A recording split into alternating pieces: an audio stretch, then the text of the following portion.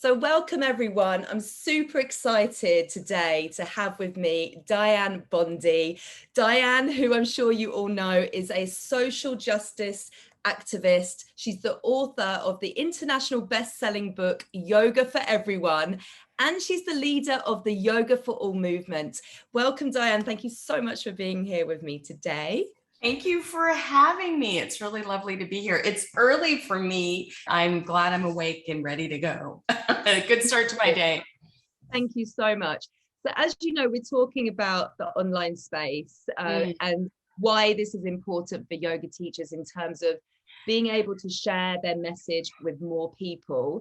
And so I'd love to hear about your experiences over the years and going from just teaching in person to being able to share your message with more people online. What's that journey look like for you? It was accidental, and I have to say I kind of stepped into it ass backwards.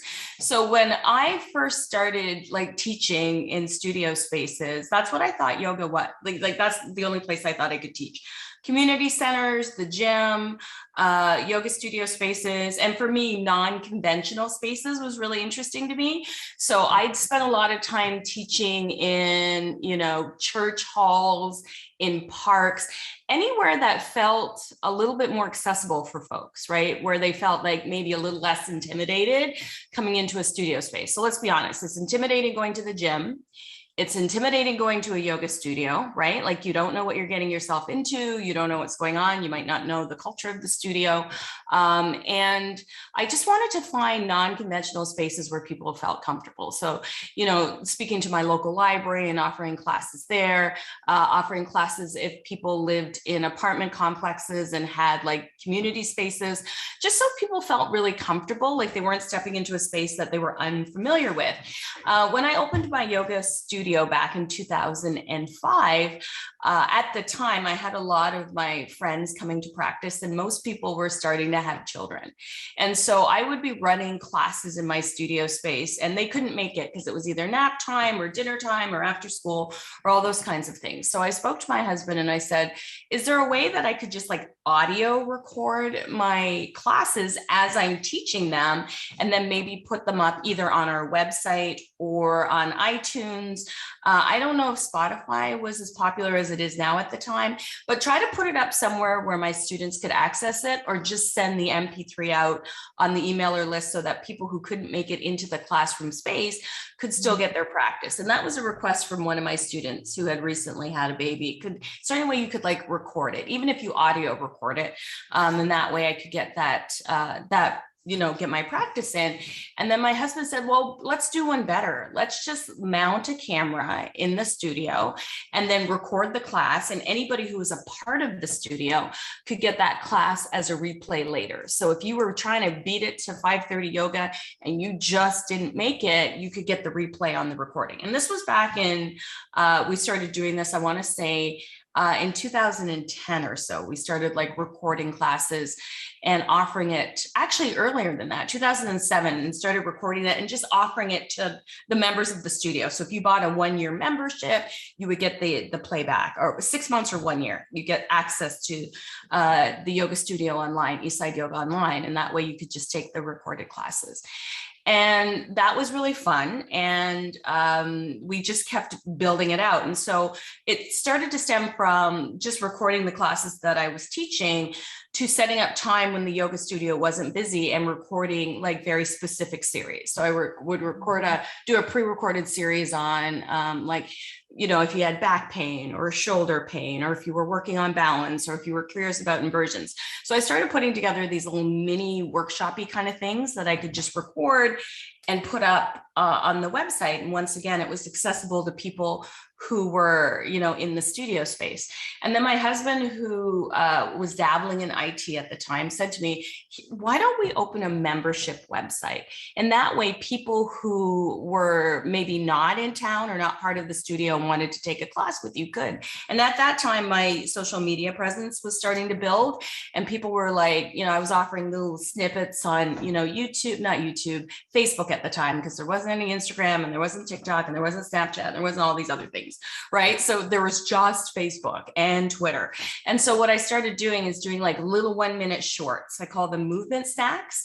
And I would just say, hey, if you've only got a minute to practice, here's a little movement snack. And then when Facebook Live became a thing, I said, hey, do you want to take some classes with me live? And then if you like practicing with me live and you want to book a private, I could teach a private over Skype. And Skype was a thing before Zoom, for those of you who've never heard of Skype. And so I would do these classes like over Skype. And then it just kind of built and grew from there. It came to my attention that lots of people wanted to get to the studio space, wanted to have a yoga practice, and either A, couldn't make it just because of timing, B, didn't have the funds because it's expensive, right? C, wanted to practice whenever they could, like fit it into their day when they could, and didn't necessarily have time for a 90-minute class or a 75-minute class or a 60-minute class. So I could give people these movement snacks. And as a trained Anusara teacher at the time, we used to have a practice called the gift of 20 minutes or the gift of 10 minutes or the gift of 15 minutes. Just get on your mat, right? It's not all or nothing. It was just all or something. Just like do something, do anything, meditate, walk, just, movement is therapeutic, motion lubricates the body. So let's get people moving and let's get people in a headspace that makes them feel, more free or more grounded or more connected. So I just started thinking about offering those movement snacks on Facebook. And before I knew it, I'm like, oh, let's put this on YouTube. So it was kind of like, as these new platforms were kind of coming into my consciousness, I was like, oh, another opportunity to share this idea that wasn't popular at the time. Like these movement snacks were not popular at the time. There was a lot of teachers out there in the yoga sphere saying things like, if you're not dedicating 75 minutes to your practice and you're not actually practicing, which we can all clearly know is bullshit. And I thought it was a really privileged thing for someone to say, because not all of us have 75 minutes. People have jobs, people have children, people have family members they're looking after. God, wouldn't it be lovely to have 75 minutes to practice yoga, or have the funds to go to a studio and take a 75-minute class with your favorite teacher? That's just not always accessible and equitable for folks. But what I did find is that most folks had access to the internet in some way or the other, whether it was through a library connection or, and that they could either like download the class to watch later or take the class at the park. And I just thought it was a really good idea to have this online. And as I started writing blogs and being out there in the, in the interwebs, people were like, oh, I wish I could take a class with you. And I thought, why don't we make this platform public? So I had to have everybody in the studio sign a waiver because I was about to put this online for anybody to watch. And so we created in 2011, we created an online studio that was called Yoga Steya at the time. The idea was that you would steal a little bit of time for yourself, or, that kind of thing, to do some asana. And then it became Yoga for Everyone with the advent of the book. So that's kind of my evolution into the online space. It's amazing. It's all the building blocks that just came from that one comment from one of your students who couldn't make that class, Yeah. It's incredible how you've just embraced each platform that's come along. And I think some teachers might be listening to this and thinking, well, you were there right at the beginning, like you were there when it was all happening, and now it's oversaturated. It's everywhere. You're never going to be able to break through the noise now. Like, what advice do you give to those teachers who are thinking that? You know what? I think we get this idea that we have to have really large platforms on social media, or that we have to be a super seasoned teacher, or that we have to have a lot of special equipment to be able to record these classes. And none of these things are true. I think it's really important to start with the community that you have now. So if you're teaching in a community space on Zoom, or if you're back in the studio space as we start to figure out how we're going to manage COVID as this thing that isn't going away. Let's just be honest. This is just something we're gonna have to learn to live with. And, just like the flu and everything else, we're gonna have to take precautions. But I would say to people, start with your small community space. It was never my intention to have these big platforms. It just the opportunity presented itself and I was open to the opportunity. When I first started teaching online, a lot of teachers in my community looked down their nose at me and was like, oh, teaching online, what are we doing to the yoga practice? And I'm thinking, we're making it more accessible to more folks. And then when we, came upon this pandemic and everybody went into shelter and sheltering in place and lockdown, all of a sudden these people who were, criticizing me for being online were now asking me how to get online. So don't be afraid of putting yourself out there, number one. And you don't need really expensive equipment. You need a good ring light, some good lighting, which you can get for less than $200, and a smartphone that has a good camera. And any smartphone that's been made in the last 3 or 4 years is good enough, right? That'll give you a good enough camera and really good sound. So make sure that you're really good sound, and start with your community. Like whoever you're teaching to now, invite them to start adding online classes to their platform and inviting their friends. And even if you have the tiniest of platforms on Instagram or Facebook or Snapchat, TikTok, or wherever you are in the social media platform, start sharing like 1 minute or 30-second snippets around people that can be functional movement for everyday life. Sitting at your desk all day, let's do an upper body asana practice that can help relieve the stress in your neck. Are you having a hard time finding balance? Let's do this 2-minute practice, because we know on TikTok, you've only got 3 minutes. And I think on stories, you've only got a minute or whatever. So think about how you can condense little bits of information that people can pull away in a minute and start building your platform that way. What you want to do if you're interested in expanding your platform and serving as many students as possible is you have to think of some of the common, not so much problems, but situations that people are having. And if you have tips to help people manage their life better, be more connected to themselves, be more connected to their family, find themselves, be connected to the world. If you've got tips for that, if you can make bite-sized snacks, as I call them, for people to connect, that's one way to kind of build out your audience. As we know, if you're an entrepreneur, the way that you make money in a business is you have to have something to sell. Okay, selling something is not a bad thing. This is how the world works.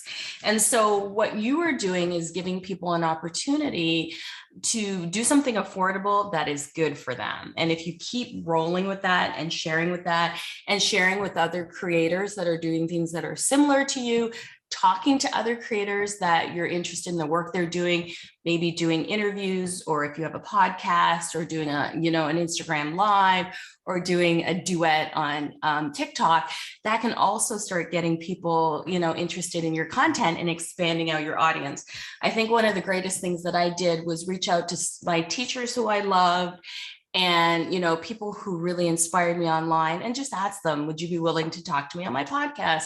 Would you be willing to do a 15-minute live with me? I'd really like to talk to you. And that way you're exposing yourself to their audience. And they're also, if they're interested in building community like I am, they're always interested in giving somebody an opportunity to share what they love. And that's kind of how I use my platform. Yeah, that's such incredible advice. Like, teachers should be doing more of that, collaborating with people in their space, in their niche. And actually, this kind of flows into what I was going to ask you next. And, you're really known for educating teachers around the world to make their classes more welcoming and accessible. And I think for teachers to become really known for something, it's because they've refined their messaging and they've got super specific on who they're serving and the content that they're sharing. And we hear the phrase find your niche a lot, and a lot of teachers resist this because they want to serve everyone. Yes. What are your thoughts and advice for teachers who are going through that process of really defining who it is that they're serving?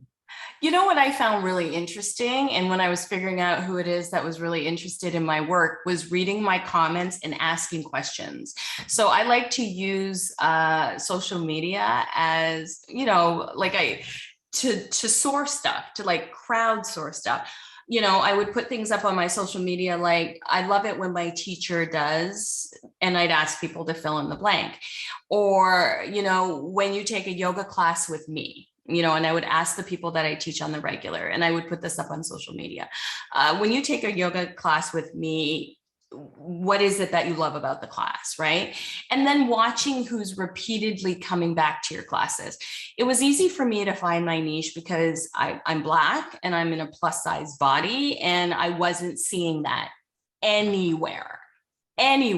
So when I first started out in this business over 30 years ago, we weren't seeing the diversity that we have seen exploded in the past 5 years, to be honest. It hasn't been much longer than the past 5 years.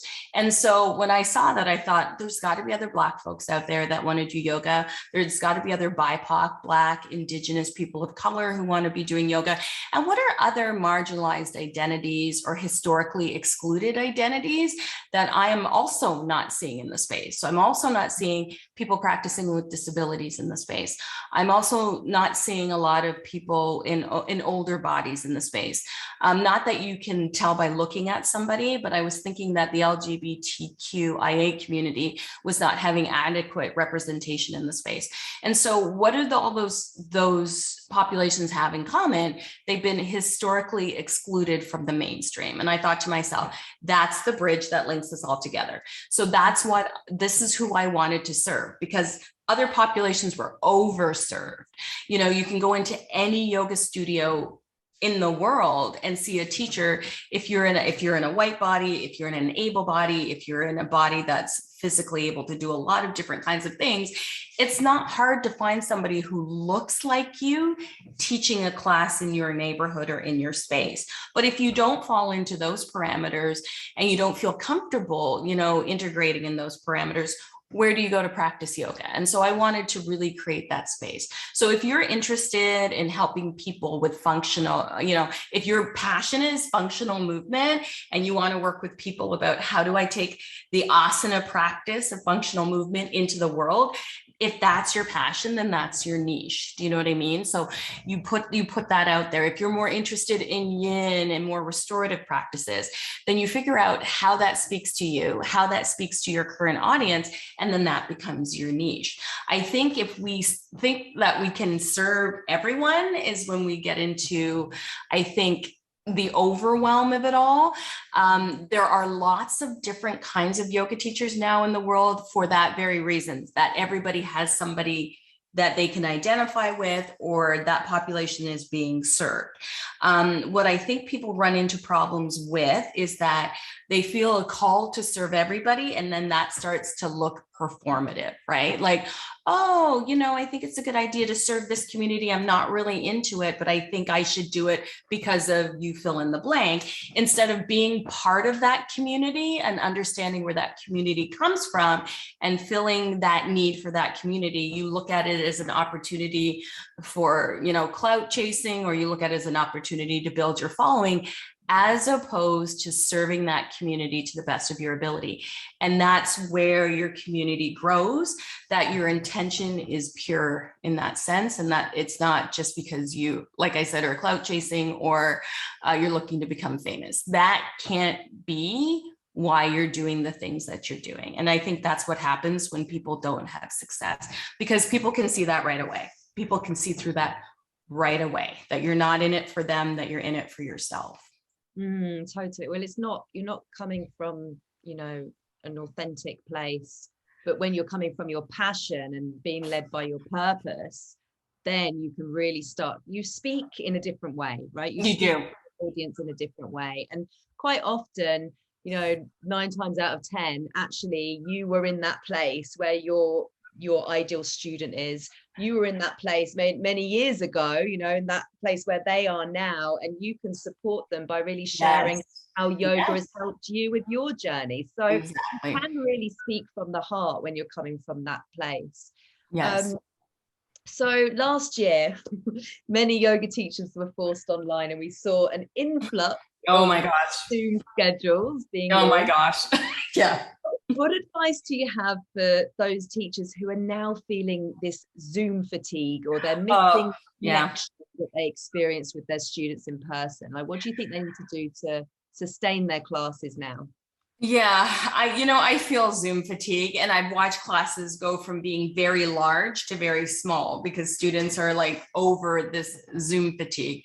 I think now that places are starting to open up again, for me, it's about doing teaching in both places, because there's still going to be people not quite comfortable enough to be in a public space, people with compromised immune systems, or people who are just worried, or people who have children at home who can't be vaccinated, and things like that. So what I've done, because I have been fatigued from Zoom, is I've gone back into the studio spaces, or I've created very small private classes in spaces where I feel comfortable. I have requirements. I believe in science. I believe in vaccination. I believe in science-based and evidence-based things. So I've invited people who are in my community to book like small pods of yoga. So I might teach 3 or 4 people socially distanced in a public space, so that I can get back into that connection. And then I counter that as well with what I'm teaching online. So I still teach maybe 1 or 2 classes online, and then 1 or 2 classes in person, because there's something really powerful about being in person with folks. And I also find it makes me a better teacher when I can actually look at bodies in motion and offer, more clarity perhaps on what people are doing. Because often you're all excited to connect with your Zoom audience, and you jump online and everybody's got their camera off, and their sound off, and you don't even know if they're actually there, or if it's just kind of playing in the background or whatever. So there's not a lot of interaction. Or start switching up your classes a little bit. So if you're only teaching asana, modern postural yoga and your sessions, maybe you have a session that you talk about, philosophy. Maybe you dissect the 8 limbs of yoga, maybe like switching it up so people aren't pretty much getting the same thing every time they come on. Or maybe what I used to do in my yoga studio space is we used to have once a month, we had a vegan potluck. So how do you transfer that kind of idea onto an online space, that perhaps once a month we have a potluck of topics, or we have a community space where we're all just coming together and chatting in community? But I think it might be time to start scaling back a little bit on the Zoom classes. And if you feel comfortable doing smaller group classes in spaces that are properly spaced, and to kind of get integrated back into the world and kind of get offline a little bit, because we've spent the last 18 months staring at a screen, and I get it. I'm over it. Yeah, I'm over it too. I just joined the gym, I think 2 months ago, because I'm like, I just need something else. Well, I think also it's an opportunity to get creative. And I think, the online Zoom classes, I like to see that as kind of phase 1.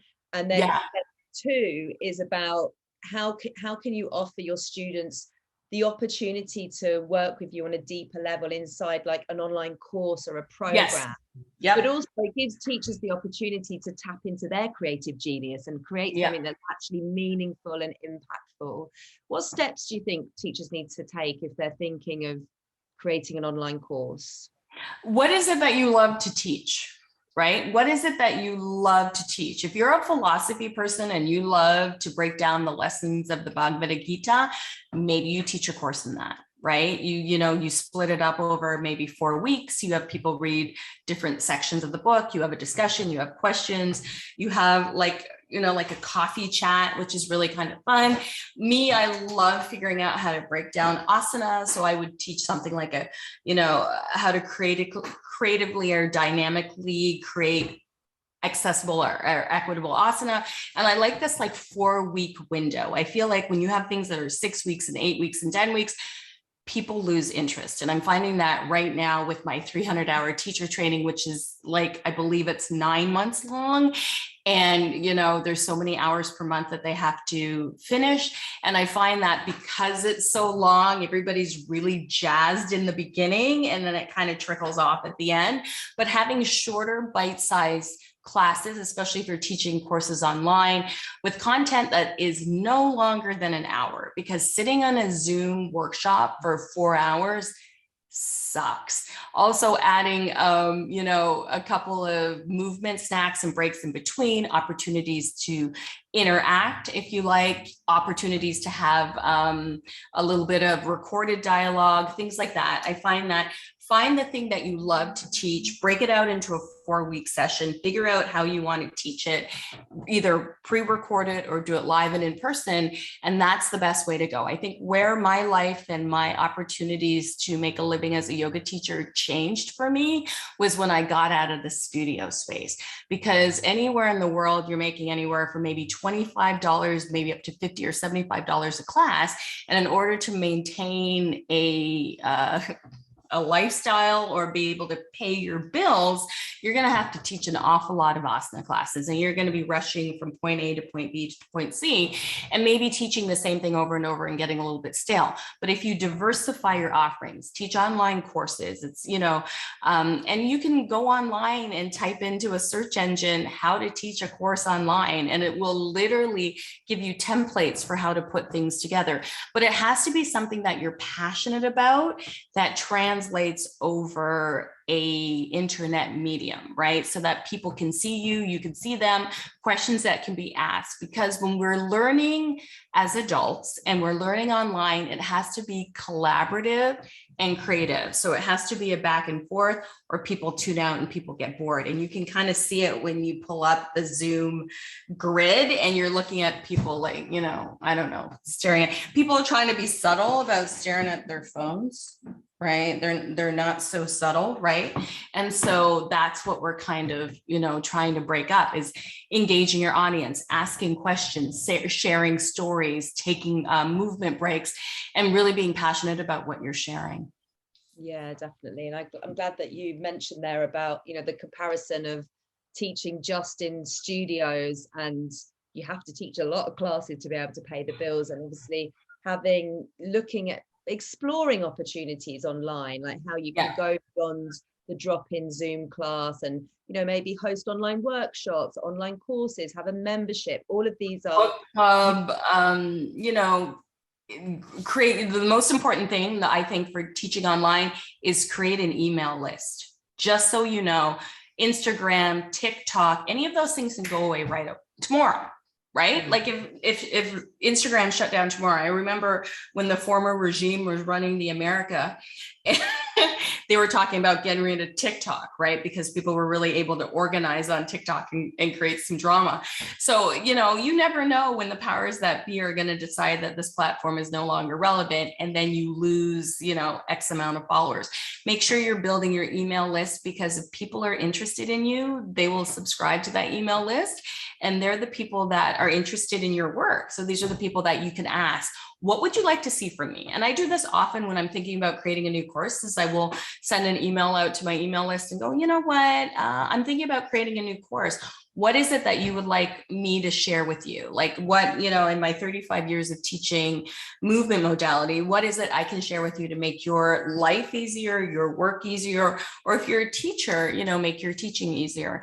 And that's how I create my courses 9 times out of 10. And when I used to, I don't know if I have them here, I don't, but when I used to teach live and in person, I would take a stack of index cards to my workshops, handing them out and say, what are you having trouble teaching? What are you having trouble with in your yoga practice? Whether it's your meditation or your spiritual practice or your asana, your modern postural asana practice. What are you having trouble? And have people write that down. And if I didn't get a chance to address it at the workshop, I would address it in a 3 or 4 minute video, or I'd build a course around it. Amazing. I'm so glad that you mentioned your email list, and you actually have a free mini course, don't you, for one of your online courses? So what does that funnel look like, and what does your kind of like launch process look like? Or is it on evergreen, or do you do live launches? How has that looked in the past for you? When we set up a course, we do a lead magnet, right? So to get people interested, introduce you to what we're teaching, see what the teaching style is. So a lead magnet is usually, for me, anywhere from a 15 or 20 minute opportunity to teach something. So what I do is, again, is I crowdsource either my email list or my Instagram. And I say, hey, once again, what is it that you want to learn from me? Why is it that you return to my channel? Why is it that you subscribe to my email? I want to learn more about twists in larger bodies. Like, oh, great. So then I'll do a 20-minute introduction into how to teach a twist in a larger body. If you happen to be fluffy in the center of your body, how does it look to twist that? How does it look to fold forward with that? If you're missing, a limb, or if you have a limb difference, like, how is it that you teach with a limb difference, right? And so those are the things that people might ask me. And so I'll put together, like 3, maybe 20-minute introductions to that. And then I will launch that over the course before the big launch. So what will happen is we'll send out an email to our list. We'll buy ads on Instagram and Facebook and now TikTok. And we'll invite people to come and check out the free mini course. And the free mini course is usually 4 20-minute teachable moments that people can get for free. So at least if you can't sign up for the full course, I am giving you some tools to take away with you, because we all know that not everything is equitable and affordable. So I want to make sure I'm giving something to my list that I'm not always trying to just extract money from them, which is not the total purpose. The total purpose is to serve your community. So what are some ways that I can give away content or a taste of content so that they can, maybe later down the line, take a course with me. I also offer incentives for people, like, affiliate links and things like that. If you sign up somebody, you'll get a discount on your course, that kind of thing, to generate buzz. And again, what we are offering is something that helps yoga teachers be better at their craft and create a space that's more equitable and diverse and inclusive. So lots of people are currently interested in that narrative. That's great. And you touched on a few different marketing strategies there, obviously with the content, the freebie, the ads. And, none of us were born marketing experts, and we certainly didn't come out of our YTT with a marketing degree. No. There is a gap for a lot of teachers when they come out of their teacher training and now they're a business owner. They have to wear all the hats. What advice do you have for teachers to kind of fill that gap and to ensure that they're kind of equipped to actually grow their community and show up online with confidence? There's a lot of free content out there, a lot. I often think if I were going to university now that I would be absolutely brilliant, because YouTube was not around. Like, I'm just going to be clear. When I went to university, and now I sound like, my mother, the internet was not a thing, and it wasn't. The internet came into being, I think, my second year of university. And so there are lots of great tools out there on the internet for free. So do your research. If you're figuring out how to, present something, figure out if I need more education or understanding in this. Do I need to consult somebody who is already, who does like websites or, does webinars or things like that? Do I need to consult somebody so I have some skill set? There's also lots of freelancers that you can hire. There's a place called upworks.com. So if you're not great at writing copy, you can hire somebody to write copy. You have to decide where your strengths are and stick with that. Like for me, in my family, it works really well because my husband is a digital marketer and he's a self-taught. Let me just be clear about this. Self-taught digital marketer, because we're like, let's run a course. We can't afford to hire anybody. Let's figure it out online. So the beauty thing about online is there are a lot of resources already out there. So do your research, right? Like, I actually hate saying that. Do reading, like that. Do your research is now sounding cringy in the real world. But go on there and see, okay, this is what I want to offer. What are some of the tools that are already available on the internet? We ended up taking lots of courses, like Amy Porterfield has a course on how to launch a course. And these things might be investments that you need to make now, but the payout of these investments are great in the long run, because like you said, none of us come out of, yoga teacher training with a marketing degree. My friend Amber Carnes is a digital marketer as well. And so it was really great to talk to her. In our mini course, the Yoga for All training mini course, we do offer some tips on how to get started online. In our course, which is launching in a couple of weeks, Yoga for All training, we have a whole section on how to get started online. So there's lots of, there's lots of materials out there to help you get started. Start researching it. Like, what do I want to do? How do I want to present it? Whose content do I like? Like when I'm out there, whose stuff is like really cool and I like their stuff, and see who they work with. And there's lots of people. You might be surprised in the circle of people that you're teaching, how many people might be internet savvy that you can ask for help as well. So reach out to the people around you, ask your students, research online, and figure out how it is that how other people are doing what you want to do. You know, befriend them and ask them how it is that they've come to create this platform, and know that not everybody's going to give you this content for free. So if you have to hire somebody and have a consultant, this is part of an investment in your business. Oh my gosh, totally. You know, I think a lot of the time we think we can do everything ourselves. And actually, if we really want to grow and we want to scale and we want to, you know, reach more people, we do need to invest in ourselves and our knowledge. We also need to take risks, you know, and trust ourselves in the process. So what advice do you have for teachers on sort of stepping out of their comfort zone and not being afraid to take risks?